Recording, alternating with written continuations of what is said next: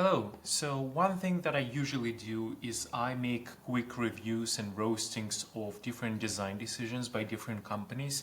And I usually do this for a couple of reasons. First of all, to keep my kind of standards in check, that hey, I'm still kind of noticing things and I'm kind of trying to assess them correctly.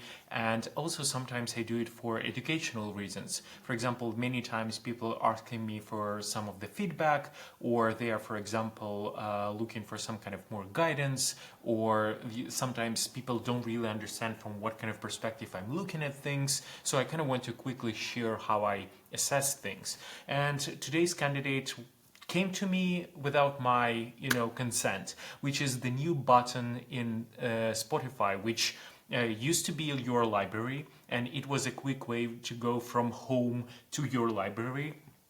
And the whole idea was that once you tap on it, you would go immediately to your like songs. But what they did recently is really pissing me off, is they replaced it with a button that actually triggers a pop-up, and we all love pop-ups obviously, but there are also a couple of things that they really are trying to squeeze it inside of my workflow, and obviously they're not succeeding with it. But it's not because of the button itself, it's because even if you go and press that button, which is a very dark pattern and I will explain why, you still get quite bad pop-up in the end. I wouldn't mind amazing pop-up at some time.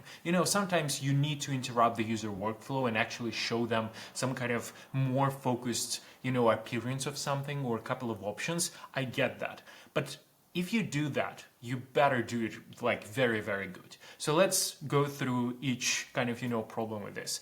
I don't know even if I should mention this, but you can't make a button.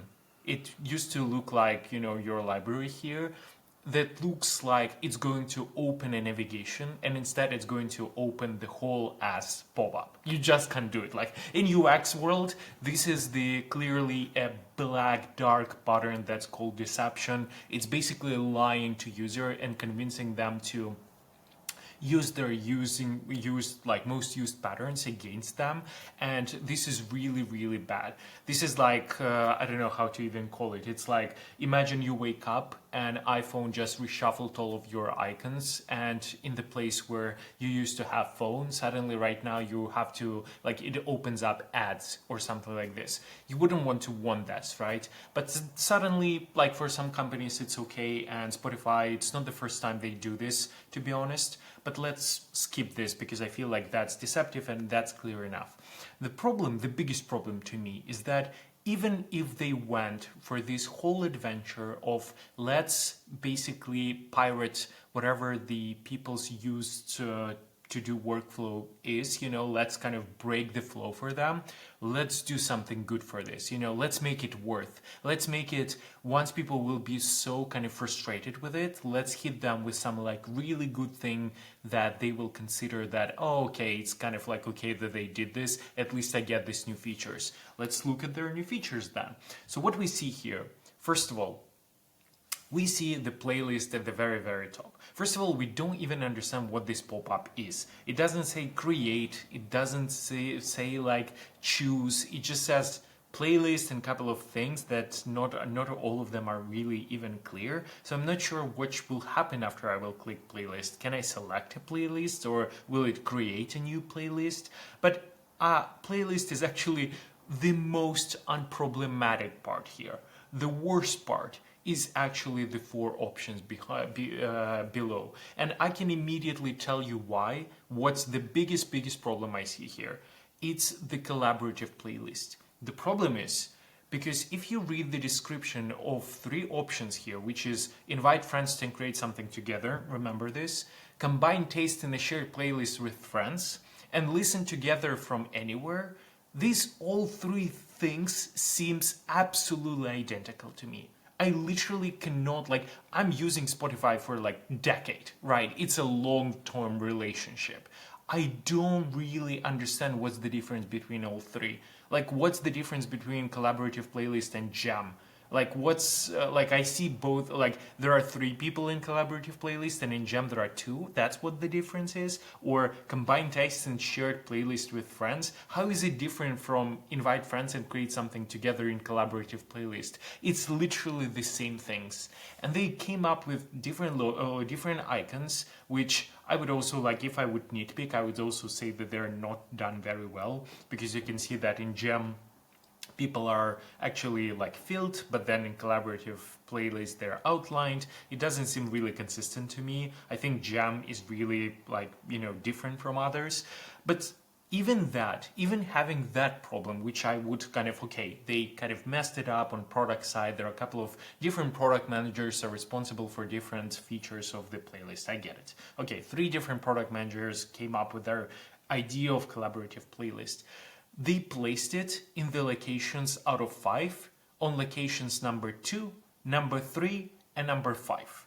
And then on the first place there is a playlist, and then on the 4th place there is AI playlist. So I think one of the biggest problems that I see sometimes is that when you don't group things in your user interface, and it's like it requires you to sit down and understand what kind of things, by what kind of category you can even group stuff. Here, at least if I would have a problem of, hey, we have like multiple ways of collaboration, let's put them all close together. But guess what? Suddenly AI playlist is on the 4th place. And it's so weird because it's actually like cutting between the collaborative types of playlists, and I'm kind of curious, why is it there? And it would be so logical. Just imagine it, like if you could put AI playlist above or below the playlist, the regular playlist. Of course, I'm not going to even use AI playlist. I don't know, maybe it can generate, maybe I will, I don't know. Right now I never used it. But the whole point is that if you have one entity of something, for example playlist, and then you have very close to that similar entity but with some extra feature or slightly different, you want to stack them together so you would be able to compare what's the difference there. Like, why inside of the playlist I can't just press AI as an option and it will do kind of the rest of the job as AI playlist? Why it should be the different entity? But okay, if it will, it's okay. Bring it on as a separate option, but then put them close to each other so I could make a decision looking at both of them in similar, like in very near proximity. Because right now they're literally not only separated by the distance, they are also separated by other content and other contexts and absolutely different kind of features that are different from playlists. As far as I understand, these are also playlists. Maybe there is one logic that I might give them. I think that Jam is actually not playlist. Jam is actually active listening and the rest is playlist. That's why they wanted to place it this way, which is probably okay.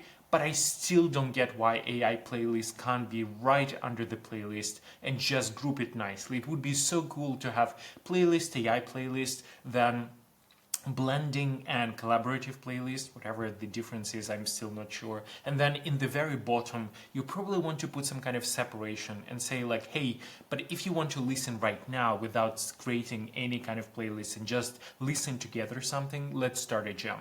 That would be nice.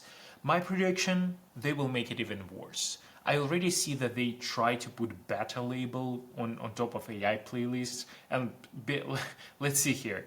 They have AI in the name, AI playlist. They have AI in the description. They have sparkles, which in modern world says AI, and they have beta label. So they have like 4 AI related labels to AI just for one thing that's called AI playlist. Honestly, they could have called it AI playlist. And honestly, if I would judge type the iconography, it would work so much better if they would just use the music note and put the little sparkle like inside of it or somewhere on the side, instead of using like a whole new icon that means absolutely different things. So I feel like there is so much going on here that is wrong. I'm very confused why they shipped it this way. I'm not confused because they have a history of shipping stuff like this, and I know the challenges that Spotify faces. I still am quite bullish on the company. I feel like they can reach good things, but they really need to get their shit together. One thing that I would totally say is that I think they will make it worse. And I can immediately tell you how. Like, let's skip 6 months later, depends on their development cycles, how I think it will look like. I think they will see that the icons are actually too consistent and they will try to bring more color, and I think they will try to make the icons colorful. I think they will understand that they want actually more experiences and they will add more things like books, podcasts, courses, whatever they are right now doing. I think they will also introduce some kind of like podcasts playlist here. I think they will start some kind of, start a new queue or create a new whatever, like, a session of the meditation or something. And I feel like they will bring all of that into this menu, and we will see not only 5 options, which I should admit is quite a healthy option for a menus like this. I think they will spoil it and they will have at least 8 options there. And they will continue to be like trying to highlight some things like AI or something else just to bring people's attention. And lastly, this small corner where the background is picking up from the player, I hope that they would fix it, but they didn't, and it's literally sticking out from both sides, and it's very, very disturbing. I think that's it. Generally, this is quite bad. I hate it completely. I don't know why they did it. The only explanation that I see is just general product managerial practices right now are having quite a crisis, I should say. It's kind of like, it really is evident in many products where product managers are like having a problem of unifying and categorizing feature in a healthy way. They have their own internal frameworks, how they see their company, and they try to put this kind of view and perspective on all of the users. And obviously, everyone hates it. Like, no one loves it. I bet I can put my money, like I can put my whole income of this year that I will earn, that less than 5% of people will say, oh my god, this is like amazing. I would even put more. But I think, like, honestly, if not even 100 people will look at this and will say, oh, this is shit. Like, I'm not sure, like, to whom this is really oriented. I feel like some people who might not be using Spotify a lot might benefit from this, maybe because they are getting introduced into all of these features. But honestly, majority of the time, I'm quite sure people just hate it. They start clicking on top, they start trying to close it, and it's just like, it's generally not a great experience overall. I hope they will fix it. I hope they will find and understand the reason why people hate it, and they will try to fix it in a better way. But that's it. I hope you liked my roasting, and hopefully it's giving you a couple of ideas on how to assess the user interfaces. See ya.